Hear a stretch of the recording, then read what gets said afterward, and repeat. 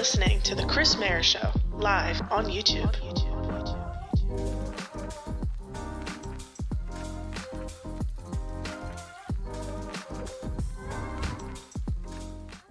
All right, what is everybody? What is up, everybody? I really butchered that. Welcome back to the program. A lot of topics today. A lot of things to discuss.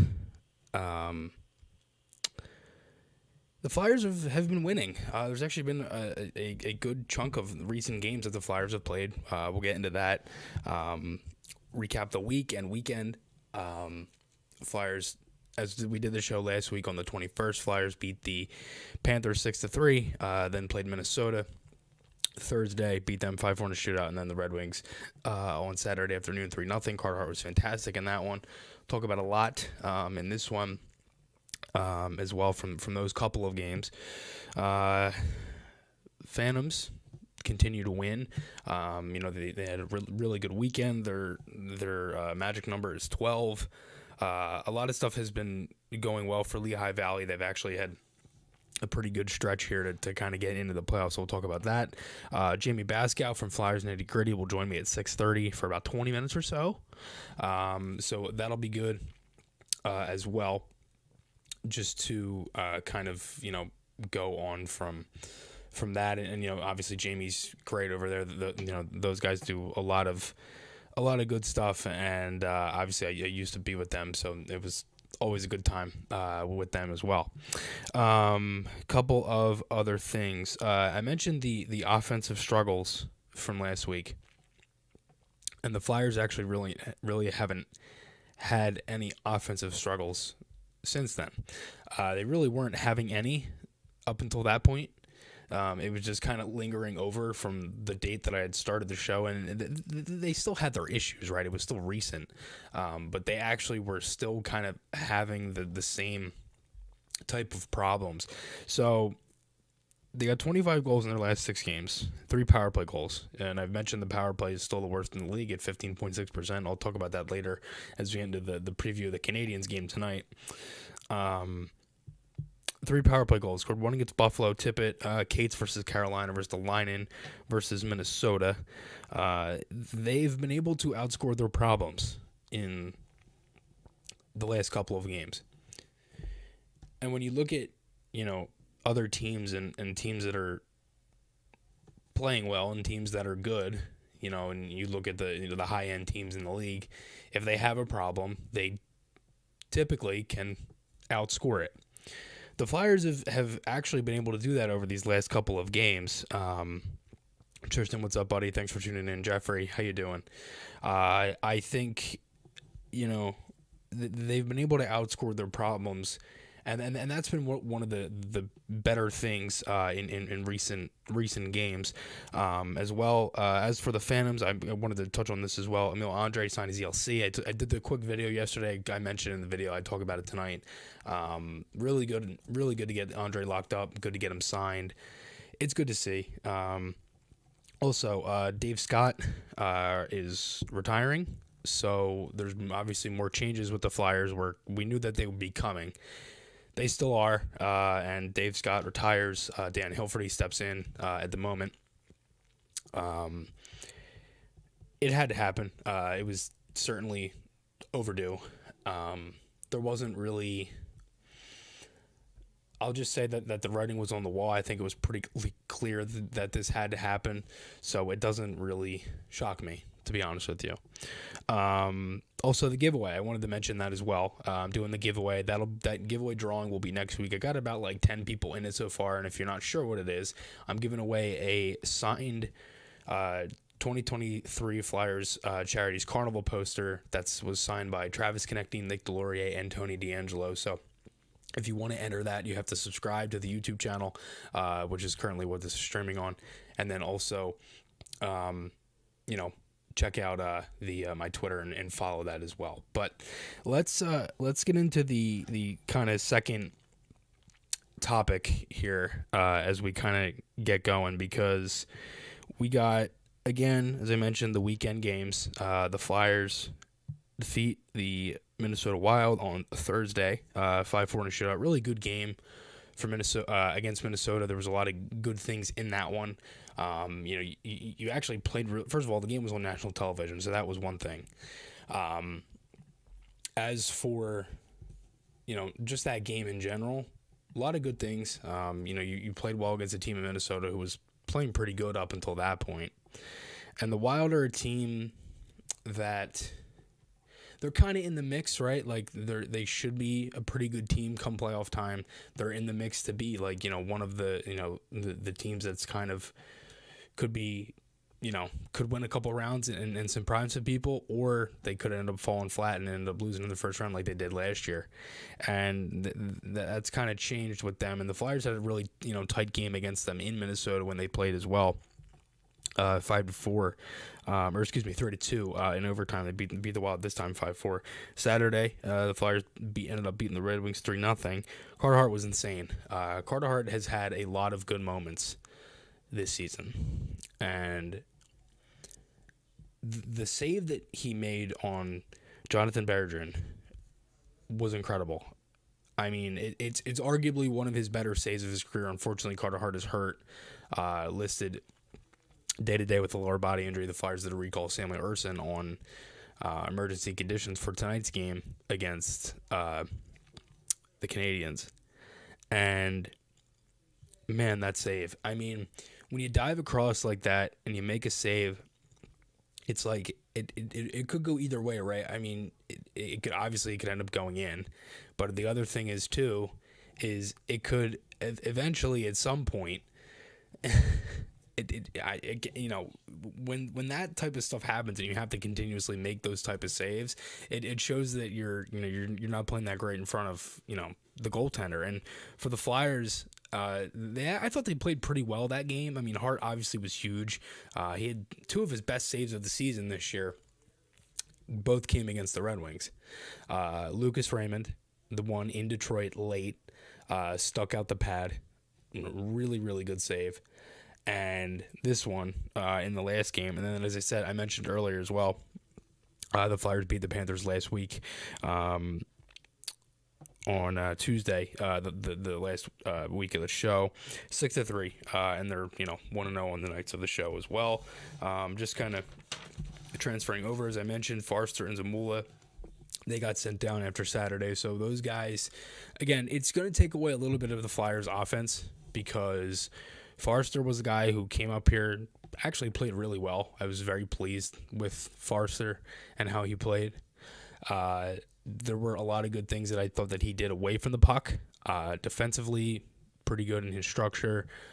Clearly could skate, all that stuff. Again, the team scored a lot, and that's going to go down because of this. I thought, as for Zamula, I thought he played well as well, because Zamula is a guy, again, they were afraid to call him up last year, and he is the type of player that, you want to try to see in really all different areas, because he hasn't played a lot. I'd like to see Zamula on the power play. I'd like to see him on the penalty kill. I'd like to see him in different areas. He didn't really play much of either of those when he was here. As for the Phantoms, since those guys get sent back down, they're currently in fifth. 33, 25, 3-3. They had 72 points, 64 games played. CL, I will answer your question in 1 second. 64 games played. They're 1 point back of Springfield, who was in fourth, and 4 points back of Charlotte, who was in third. And the Phantoms have played one more game than the two of those teams. They've played 63. Phantoms have played 64. Both teams have one game in hand on the Phantoms, like I just mentioned. And the Phantoms, and I found this out the other night when I was listening to the radio when Bob Rotrack was talking about it.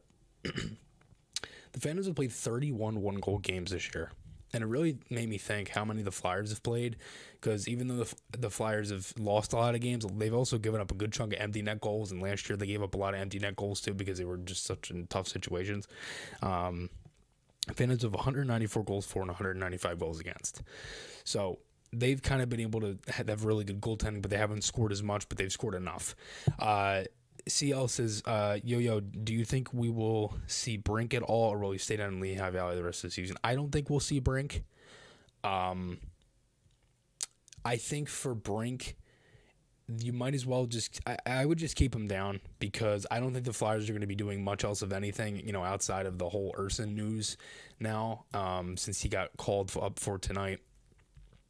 Urson, I think he's going to be getting a couple of games, depending on Hart, right? I mean, if it's, really, if it's day to day, my guess would be, sit Hart out unless he wants to play, and I would assume he probably wants to finish the season. Hart was also hurt at the end of last season as well, excuse me.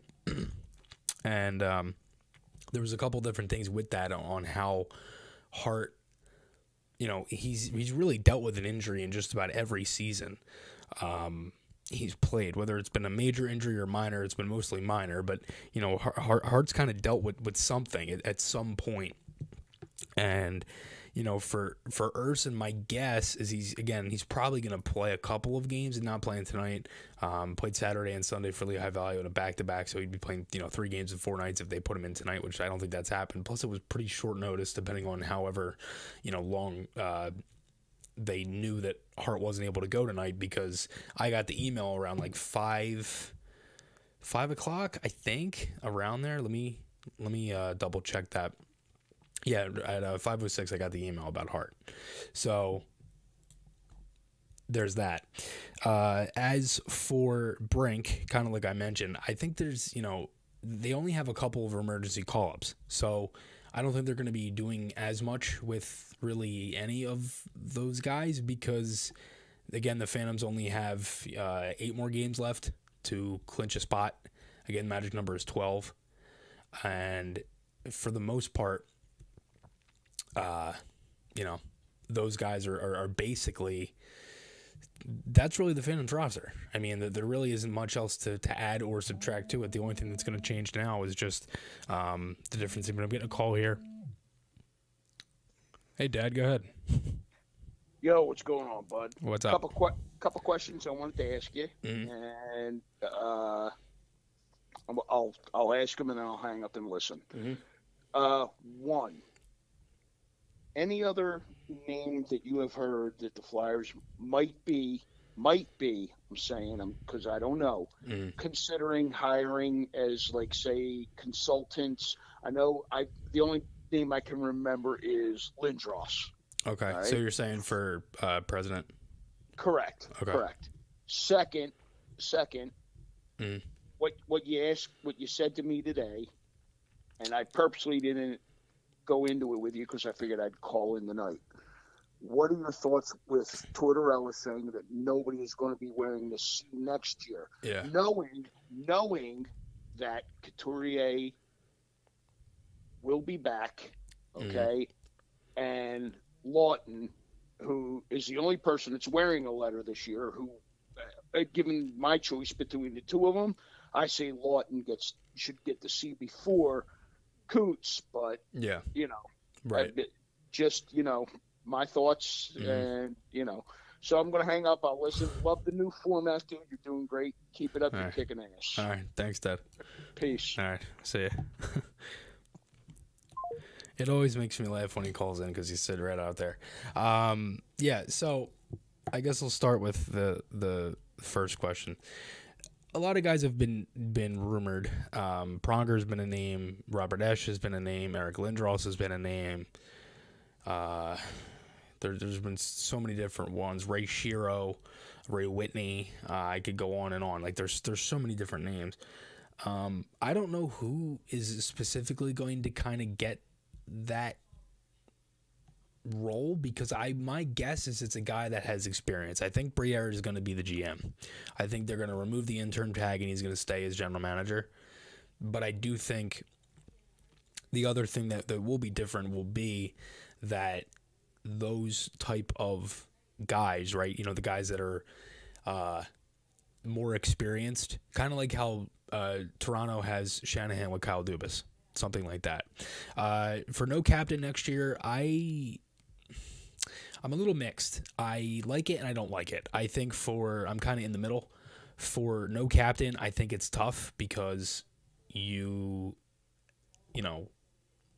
one of the things that for next season is trying to kind of build the identity and everything. I think he kind of need a captain at some point, but also towards as the boss, he's going to have his type of hands on the wheel type of thing. And as for captain, you know, you still, again, one of the main things is Couturier, and if that is to play itself out, we will see. So let's get into the next topic. And one of the main things, and I am doing something a little bit different here. So one of the main things that I wanted to switch over here is, so Connor Bedard is clearly a main topic for going into next season. And I did a whole different thing here on Bedard. Again, we got 12 people in here. What's up, everybody? Thanks for everybody so much for tuning in.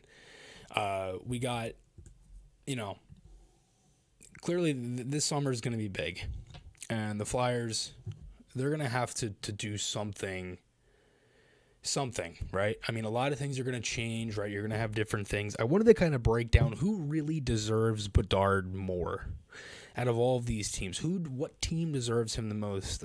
Dank Seltzer, what's up, brother? Thanks for tuning in. Always good talking hockey with you. Let's kind of figure this out. So, as you see on the board here, I have kind of done a whole switch over from my original setup, and I will go back. Again, we got Jamie Basco coming in a little bit here at 6:30. These are the standings as of right now. San Jose at 32, Columbus at 31, Chicago at 30, Anaheim at 29, 28 is Montreal, 27 is Arizona, and 26 is us, the Philadelphia Flyers.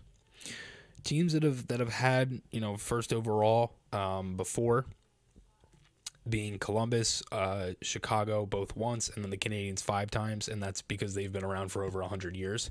The Blue Jackets have had it one time in 2002. They got Rick Nash, who's a franchise, you know, legend for their team. The Chicago Blackhawks in 1926 only have had it one time. They've, you know, almost 100-year existence of Chicago, and they had it once, 2007, Patrick Kane. The Canadiens have had it 5 times, in 1960, 68, 69, 71, 80, and then 2022 most recently. They took Mike Pleece, Raheem Howell, Guy Lafleur, Doug Wickenhauser, and Yurov Slavkovsky. So those are all of the guys that have kind of switched over, right? And if you're looking at just teams in the top 10... and I broke this all down, and I have an entire sheet pamphlet here of guys that have been selected by these 7 teams in the top 10 since the 2000 draft. So how many top 10 picks these teams have had since the 2000 draft? And we'll start with 32 at San Jose. They've had 5 picks overall in their existence from 1991. San Jose, in 2003, they had 6th overall. They took Milan McCulloch. 2005, 8th overall, Devin Setoguchi. 2007, 9th overall, Logan Couture. 2015, 9th overall again, Timo Meier. And 2021, 7th overall, William Eklund. Columbus, in their 23 years of being a team, they have had 15 picks in the top 10. 15. In 2000, 4th overall, they took Rostislav Kessler. I cannot believe I just said that without butchering it. 2001, 8th overall, Pascal Leclerc. 2002, 1st overall, Rick Nash, like I mentioned. 2003, 4th overall, former Flyer Nikolai Zherdev. 2004, 8th overall, Alexander Picard. 2005, 6th overall, Gilbert Brule. 2006, 6th overall, Derek Brassard. 2007, 7th overall, Jake Voracek, former Flyer, beauty. 2008, 6th overall, Nikita Filatov. 2010, 4th overall, Ryan Johansson. 2012, 2nd overall, Ryan Murray. 2015, 8th overall, Zach Werenski. 2016, 3rd overall, Pierre-Luc Dubois. 2021, 5th overall, Ken Johnson. And 2022, 6th overall, David Jiricek. Chicago, they've had 9 picks. 2000, 10th overall, Mikhail Yakubov. I think I said that right. 2001, 9th overall, Tumu Rutu. 2004, 3rd overall, Cam Barker. 2005, 7th overall, Jack Skilly. 2006 overall, 2006 overall. 2006, 3rd overall, Jonathan Taze. 2007, 1st overall. That was the one time Chicago got it, like I mentioned. Patrick Kane. 2018, 8th overall. They got Adam Boquist. 2019, 3rd overall, Kirby Doc. 2022, 7th overall, they have Kevin Korchinski, who seems like a pretty good pick for Chicago. The Ducks is the next one. They've had 10. 2001, 5th overall, Stanislav Chistov. 2002, 7th overall, Joffrey Lupul. 2004, 9th overall, Ladislav Smeed. 2005, 2nd overall, Bobby Ryan. 2012, 6th overall, Hampus Lindholm. 2014, 10th overall, Nick Ritchie. 2019, 9th overall, Trevor Zegers. 2020, 6th overall, Jamie Drysdale. 2021, 3rd overall, they took McTavish. And 2022, 10th, they took Pavel Mitnyakov. So, as you see, I'm trying to kind of go through the rest of these teams and see how many picks they've had. Montreal, they've had 7. 2001, 7th overall, they took Mike Komisarek. 2003, 10th overall, Andrei Kostitsyn. 2005, 5th overall, Carey Price. 2012, 3rd overall, Alex Galchenyuk. 2016, 9th overall, Mikhail Sergachev. 2018, they took Kakaniemi at 3rd overall, and then Slavkovsky last year at number 1. So I think it's pretty clear, as you can understand, that they're not going to be getting the first overall pick again because they already got it. They got it last year. There's no way they're getting it 2 years in a row. They aren't even the worst team in the league to even deserve it. So it just doesn't make any sense for Montreal. So you basically can cross them off the list. Arizona, they've had 10 picks in the top 10 since 2000. 2004, they took Blake Wheeler, 5th overall. 2006, 8th overall, Peter Mueller. 2007, 3rd overall, Kyle Turris. 2008, 8th overall, Mikhail Bakker. 2009, 6th overall, Oliver Ekman-Larsson. 2015, 3rd overall, Dylan Strome. 2016, 7th overall, Clayton Keller. 2018, 5th overall, Barrett Hayton. 2021, 9th overall, Dylan Gunther. And 2022, 3rd overall, Logan Cooley. So they got another top 5 last year. They're probably not going to be getting it this year. It just doesn't make any sense to put Bedard in Arizona. I don't understand that. And the Flyers have only had 6 times in over 50 years of existence. This is the 56th season of the Flyers. So 6 times they've had a pick in the top 10. 2002, 4th overall, Yoni Pikkinen. 2007, 2nd overall, James Van Riemsdyk. 2011, which was a trade, that was end up the Jeff Carter deal. They got Sean Couturier. 2015, 7th overall, Ivan Provorov. 2017, 2nd overall, Nolan Patrick. 2022, 5th overall, Cutter Gauthier. That's it. I'm sorry, but I cannot see... Okay, just to cross off the list, I don't see Bedard going to the Canadiens because it was there last year. If you look at Arizona, it doesn't make any sense to put him in that building. The Blue Jackets, I'm sorry, you've had way too many top 10 picks to now randomly get number 1 overall again for the first time since 2000. 2002. I just can't see it. The Ducks, they've had way too many picks in recent years to really even have it again. For Anaheim, for those who are just joining, in the last couple of years from 2019 until now, they've picked 9th, 6th, 3rd, and 10th. I can't see it for Anaheim, and I don't know. You know, they already have enough guys as it is to market and things like that. We need a player to market. That's the other thing. The marketing thing is the biggest thing. Dank Seltzer says, as goofy as it might sound, best chance Gary, to establish a market in Arizona is with a guy like Bedard. It's fair, and I agree. It's and Dank Seltzer, that's kind of where I'm at too. If we don't get Bedard, it's Fantilli. And I wouldn't mind Fantilli either, because he is another player that can really solidify kind of what the the Flyers are. He's not Bedard, yes, Dad, I agree, but he's very good, and that does not mean that Fantilli is a bad player in any sense. He's a very, very good player and will do wonders here if we were to get him. Any of the guys, really. Yeah, exactly. He's one of the top guys. Chicago just doesn't make much sense to me, because Chicago is a team that's dealt with a lot of off-ice stuff recently. They also won 3 cups in a span of 5 years. So I don't really think that makes much sense. The other thing, San Jose, you can argue it because they've actually had less picks than the Flyers, but I just don't think geographically it makes sense. You have 2 California teams here. You're competing with that still, right? With the Flyers, it's a original 12. We got 18 people in here. What's up, everybody? Thanks for tuning in. You have original 12, 1967 draft. You have a diehard sports town. The Flyers need something. They need it. Like, we need something to kind of get us out of this. The fans are absolutely livid right now over the team and everything that's kind of going on with this roster. If we were to get Bedard, it would be one of the biggest things that could help us. It's arguably one of the best things to happen in Flyers history, outside of the Lindros trade and all that stuff. If you're looking at it that way, it's probably one of the better things that's happened, especially in the this over this past decade, if that were to be the case. I hope we don't fall down on the order, Jason. I don't know if that's a possibility. It's certainly possible. I don't want to, just say it's not.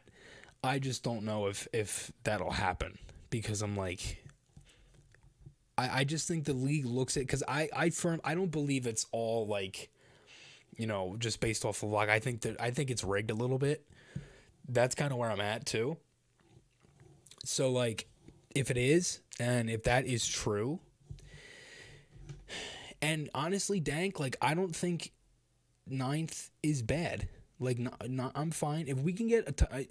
9th is okay, but if we could get another top 5 pick, and say we don't get Bedard, say we get 3, and we have a chance at either Fantilli, Michkov, right? Any of those other guys around there, Will Smith, any of that is fine. I think any of it can really change, and I just think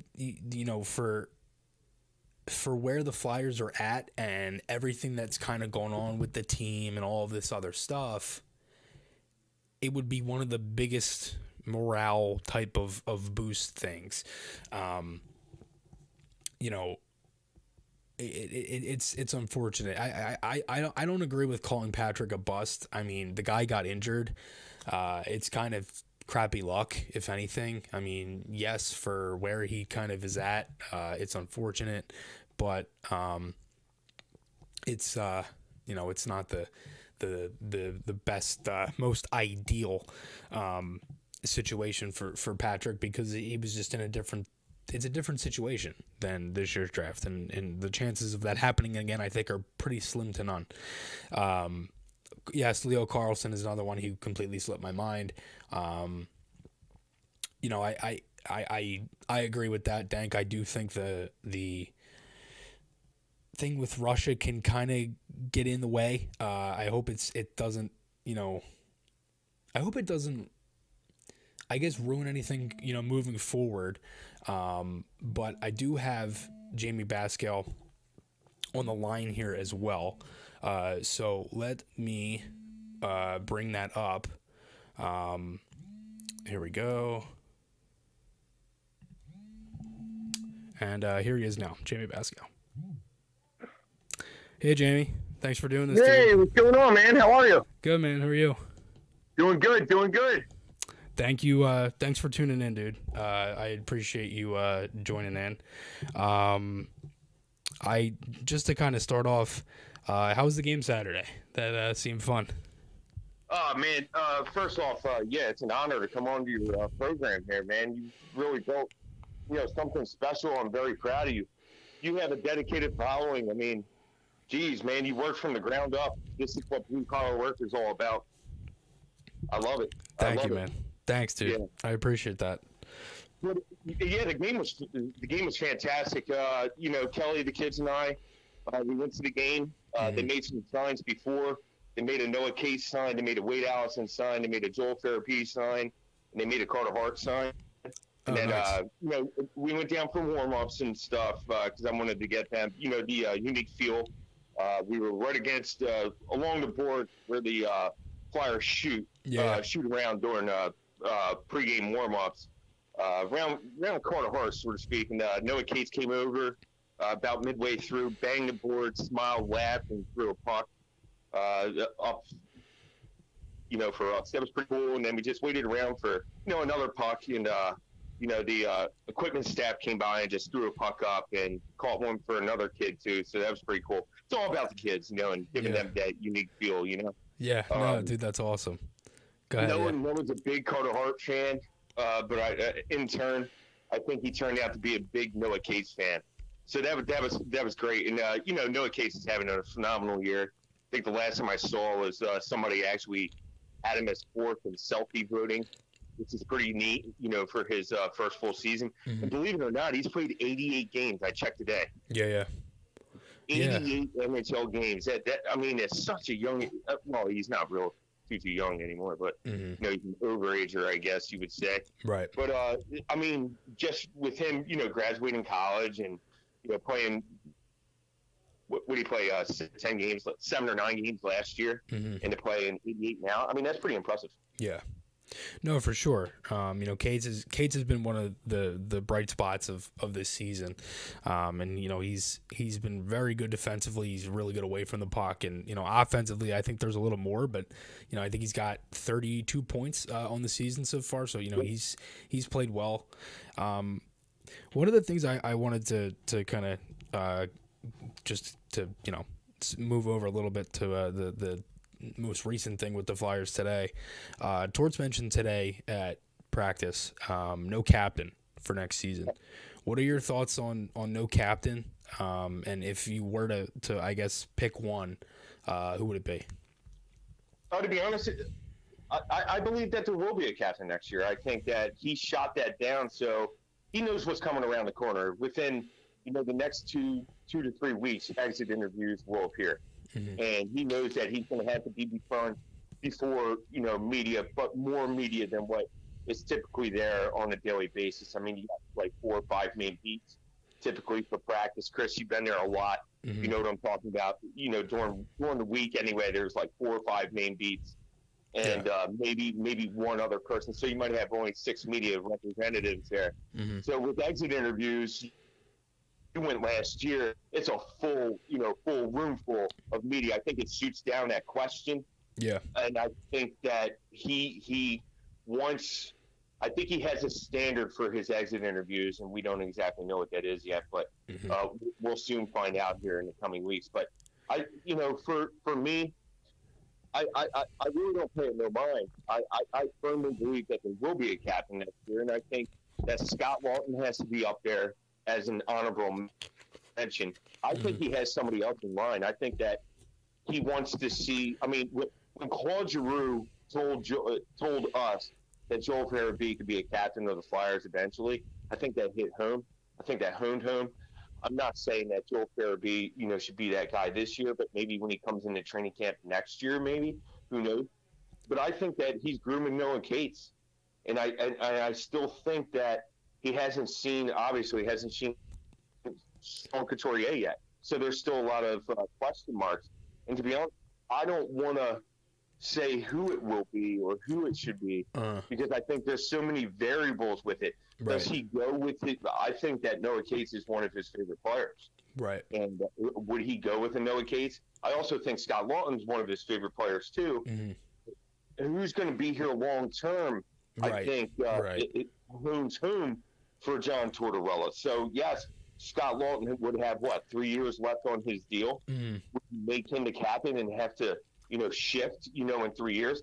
That's why I'm leaning towards, actually, believe it or not, call me crazy, I'm actually leaning towards, I would lean towards Noah Cates right now if I had to pick one particular player. And the only reason I say is because I could see him being long term, like Coots. To me, Cates is like a Coots 2.0. And so I would have to go with Noah Cates or possibly Sean Couturier. Dude, I mean, it's definitely fair. It's certainly a different answer than everybody's been hearing. I think everybody's kind of said Lawton. That's been like one of the main things. The other guy that nobody's been talking about is Atkinson, because he's one of Torts' guys, obviously from Columbus. Atkinson really wanted him. If you're looking just in the overall, scheme of things, kind of like what you were saying, you have to see what you have. And I think another thing to add to that too, Jamie, is, when you look at just overall this season, Torts has already said a couple of times, he's made that list of guys who he wants here next year, and they've already had talks with Hayes about, the shift and different things, right? And I think it's pretty clear, and everybody kind of knows that Hayes is going to be gone. And he's probably one of a few of the guys that, we've seen a good chunk of this year. So it's definitely a fair point. And I certainly wouldn't shy away from any young guy getting just whether it's the captaincy like you're talking about or an A specifically too. Just kind of going off of that, as I mentioned, the young guys, obviously the Flyers are in a different state, rebuilding phase, all of that stuff. Interim GM with now recently hired Danny Briere comes into that role. Who are some of the young guys that have impressed you this year? You have Frost, you have Tippett, you have York, Cates, Forrester. I mean, just kind of off the list, and a little off the top of your head, who are some of the guys that have impressed you this year for the Flyers? I think the biggest one for me is Morgan Frost, because I think he had the most pressure on him coming into this season. This was make it or break it for Morgan Frost, let's be honest. I felt it. If I felt it, if you felt it, I'm pretty sure he felt it and knew it. And you saw him, struggle, but he weathered the storm. You saw him, maybe not have a disagreement with John Tortorella because he just took his benching on the chin. Sure, he wasn't happy about it. No one's happy about being benched, especially in your home, when you're playing in your hometown. But I think that that fueled him. And honestly, I think that actually made him a better player. It wasn't maybe not the right thing to do because it was his hometown, but I think that's why Torts actually did the benching. And he actually, what does he have? He has the most points within the past 40-plus games for the Philadelphia Flyers, right? Yeah. He has he's actually outpointed Tippett. Now, right? Yeah, he's outpointed Tippett over a 41-game stretch. Yeah, and I think that another player that had, pressure on him was Owen Tippett. I think those two alone, and it's not because those two are like necessarily flourishing. It's those two, they needed it. I mean, Owen Tippett came from an organization to where they were like moved on from him. It was like a Nolan Patrick, all over, but just a different position. Yeah. And that and not saying that the Flyers gave up on Nolan Patrick. That's not what I'm trying to say, but like it's sort of the same situation. Hey, he needs to change the scenery. Let's move him. Yeah. It was sort of like the Flyers, like Nolan Patrick needed to change the scenery. It was time to move him. Injuries and whatnot, derailed his, Flyers career, and then eventually derailed his career. But like Owen Tippett, he was struggling mightily with the Florida Panthers. He didn't look like an NHL caliber player. Comes to Philly and he just flourishes. And so those two in particular, it's a lot. If we feel pressure as media with doing certain things, imagine what it's like to do this for your job. And this isn't necessarily just our full-time job, Chris. So if we're feeling the pressure, I'm sure they are too. Right. So those two in particular, But I think that I think another person, another player, believe it or not, that I think has done well, and I wouldn't classify this as a prospect, but one that I didn't even think of that would have a stellar season is Nick Sealer. Mm-hmm. I think that, something should be said for Nick Sealer here. Yeah. Nick Sealer has made me a believer. And I'm like, oh, okay. He can be here, next year. Right. So and just Jamie, you saying that too, one of the good things about Sealer next year is his deal is actually two-way deal. So he could get sent down to Lehigh Valley if the Phantoms were to make the playoffs too. And he $875,000. He can play bottom pairing minutes. I mean, that's a steal in my book. And I know he's not necessarily a prospect, but he has flourished under John Tortorella, and that's why John Tortorella doesn't want to take him out. Right, exactly. I think he made York. When York came, York needed stabilization.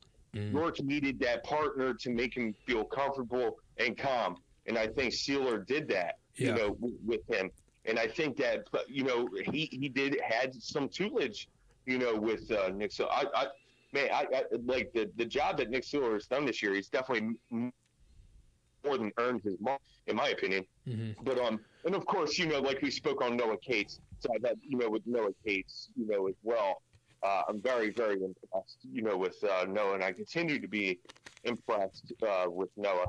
One that I thought that would do better would be Wade Allison, I guess. I'm expecting maybe a little more, from Wade to go down that angle, but I don't know. No, for sure. I mean, dude, it's definitely fair because, just looking at it alone, a lot of guys have played well, even though it's kind of been a tough season, I guess, right? Because they're not winning as much. The attendance is shoddy here and there, different things like that. But one guy that hasn't had the best season, but actually has played better. He's actually, I believe. He's actually +5 in his last 5 games. He's actually, scored a couple of goals on the homestand for the Flyers. Has been Travis Sanheim. I asked Bill about this last week as well. I figured I'd ask it to you because he's one of the really puzzling things. He signs the extension, which becomes official a half hour before opening night against New Jersey. And I'm walking into Wells Fargo Center and I get the email. I'm like, okay, well, Sanheim is re-signed, and that was kind of just done, and it was a separate thing from the game that night. What have your thoughts kind of been on Sanheim for this season? Because he's had some moments, he's had some good moments, bad moments, but I think the one biggest thing for me is just the inconsistency of his play. Well, I agree. I was a big Sanheim fan coming into this season. I mean, it's not very often that you have 2 minute-eating defensemen, one in Ivan Provorov, who would eat 27+ minutes. Mm-hmm. And then you have Travis Sanheim, who could eat 24+ minutes or 23+ minutes at that.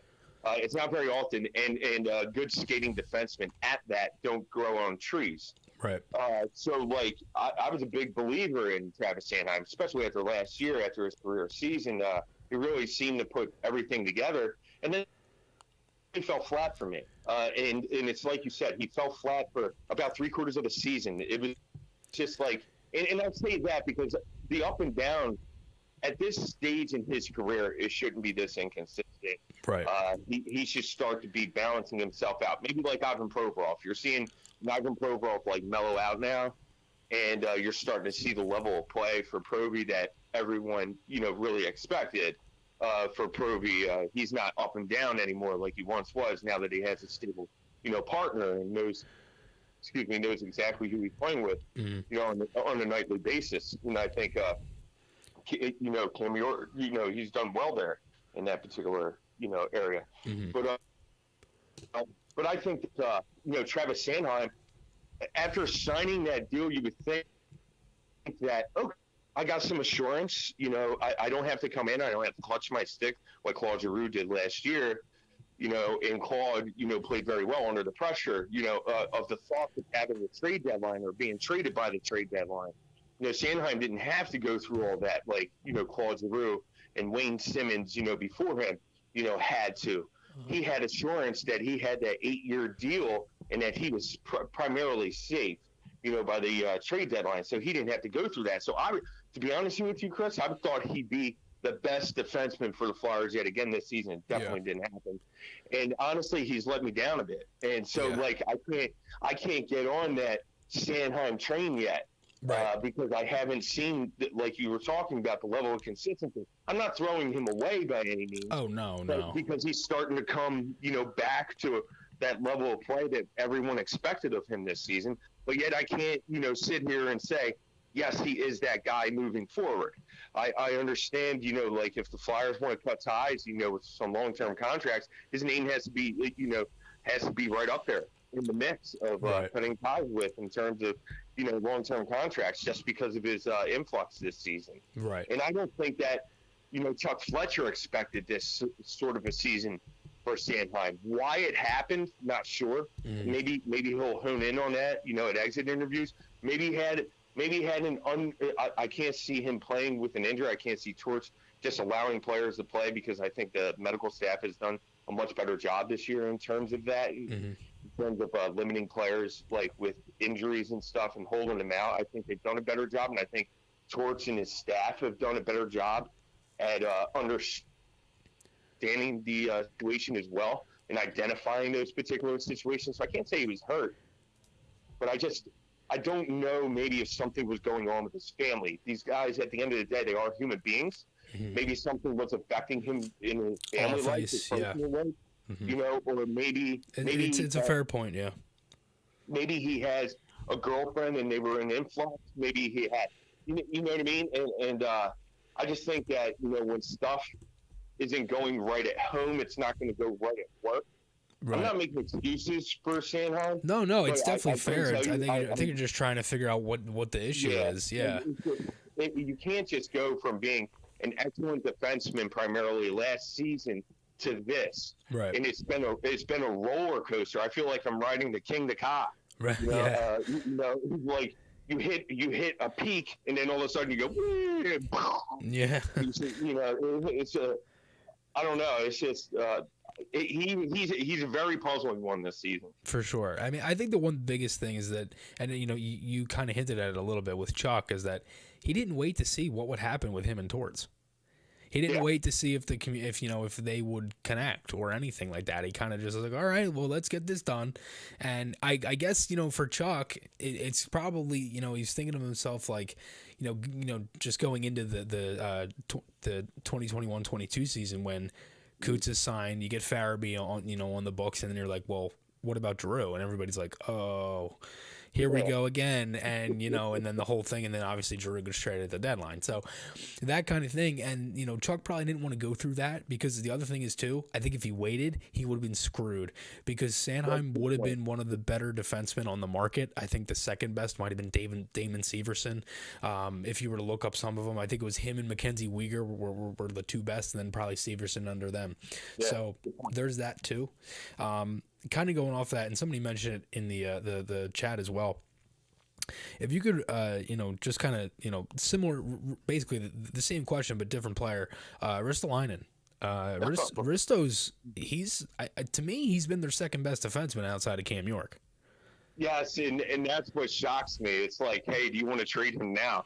So that's where I'm at. I wrote an article on that right before it was like 2 weeks before the trade deadline. Although it wasn't a trade deadline piece, but it was just perfect timing for it to come out. Yeah. If the Flyers wanted to get rid of some long-term contracts, to me, Risto had to be there. I mean, he has, 3 more years left. And my problem with him is throughout his Flyers career, it hasn't been very long, and I understand that, but it's been topsy-turvy, as well. It's been a roller coaster. Again, it's like riding the King to Ka. Right, yeah. And his whole career has been that way. Mm-hmm. And I think that, Torts has done a phenomenal job with him and mellowing him out in terms of not looking for laying the big hit and then thus putting himself out of position. Yeah.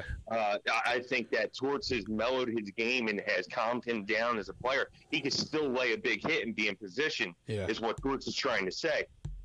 He's playing over his head. Is he? So I guess that's my feeling. Is he playing like the Rasmus Ristolainen that he was supposed to be? Right. And I still haven't figured him out yet. He's one of those he's one of those players that is head scratching. He's playing awesome. I agree with you 100%. Now, going into the off season, what do? He's now movable again. They probably won't be able to recoup what Chuck Fletcher traded for him. Right. If things came, but that would be one less contract that the Flyers actually have next year, and they have a bundle of guys, of a plethora of guys, for that matter, of long-term contracts. So, like, is he one? But yeah, Rasmus lifts the line. But again, just like you said, he's one of the better Flyers defensemen on the season. He's been the more stable defenseman for the Flyers this season. Do you part ways with him and say, hey, okay, if they do, now since you're on the topic, if they do you trade Proby then? If you're going to makeshift the back end, do you trade Sanheim? I mean, all these factors come to play. Right, and especially you can't trade all your good defensemen, especially minute-eating defensemen. Right, exactly. And the other thing, too, and nobody talks about it because, I mean, why would they? But, you still have Ryan Ellis. You still have his contract. Yeah. If he were to play, it doesn't look likely at all. I think there's a lot of different things. I think if you're looking at Sanheim, I wouldn't give up on Sanheim yet. I would wait and see to what, to me, the contract it's not horrible. It's just, it's 2 more years than I would have wanted. I didn't want 8 years. I wanted 6. I thought Sanheim, first of all, I was like, okay, term is fine. The money is okay.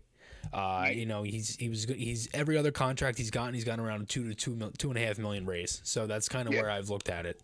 Ristolainen, to me, really since Christmas, since the game against San Jose on the 29th, he's been good. I mean, genuinely good. And I never thought that actually could come out of him, but for some reason, Torts and Shaw, and I know it's funny, dude, but like, I mean, man, like those guys, they've played well. And I think the one thing that's going to be, and kind of like what you were saying with Provorov and minute eating guys, is that's going to be the biggest thing. If Provorov is dealt, who's going to be the guy that takes that role? Because now you have Ronnie Attard, who could get a call up by the end of the season. We'll see. Obviously the Flyers had to, use one of their emergency recalls for Carter Hart tonight. So I'm not sure if everything is still an emergency, which it probably is, and it's already been pretty much confirmed by Torts, then that's probably what they'll do. But Jamie, I got one last question for you. Flyers taking on the Canadians tonight. Any thoughts going into tonight's game? Yeah, I think that the Flyers are going to play well. I mean, they're 4-1.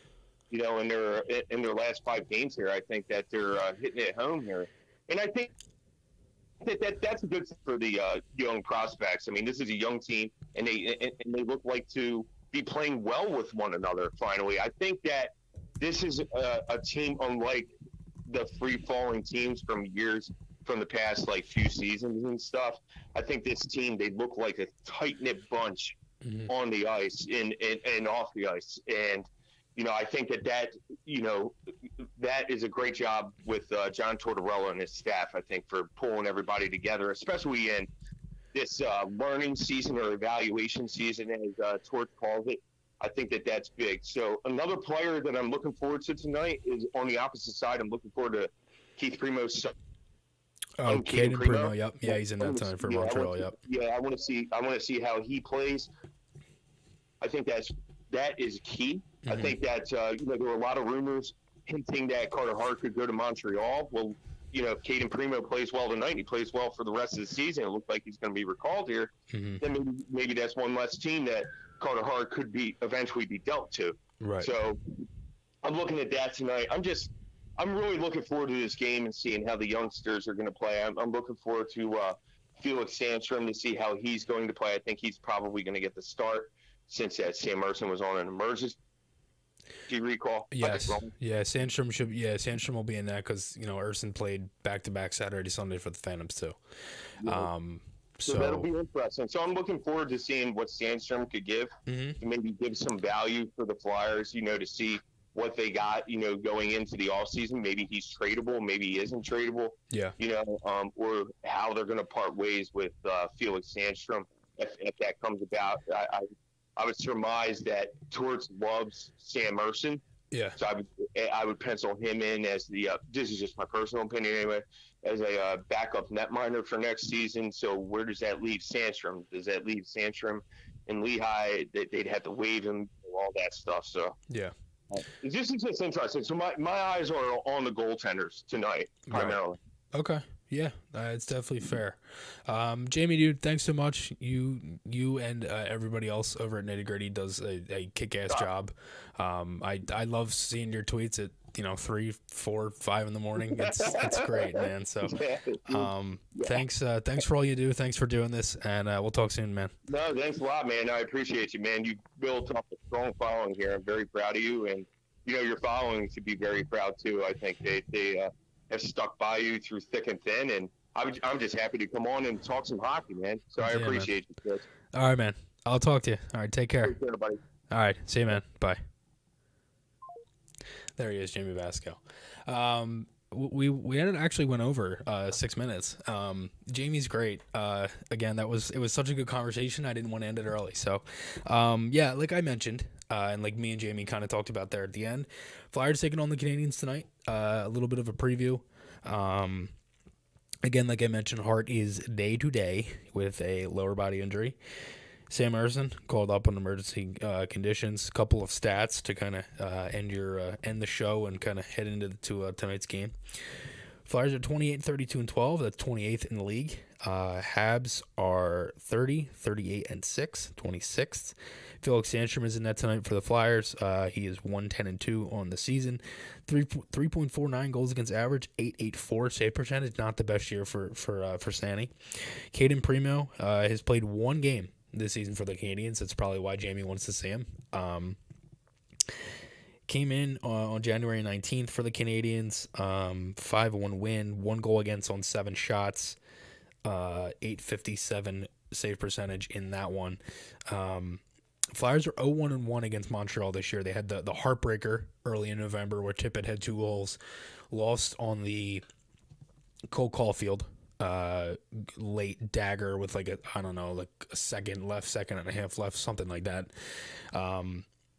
Last 5 games played for the Flyers, couple of stats. Farabee, 4 goals, 7 points. Tony DeAngelo with 5 assists. Travis Sanheim is a +5, like I mentioned earlier.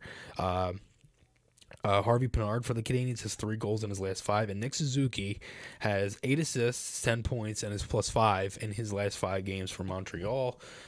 Sean Farrell will be making his NHL debut for tonight for the Canadians, recently signed out of Northeastern. I do think the Flyers are going to win tonight.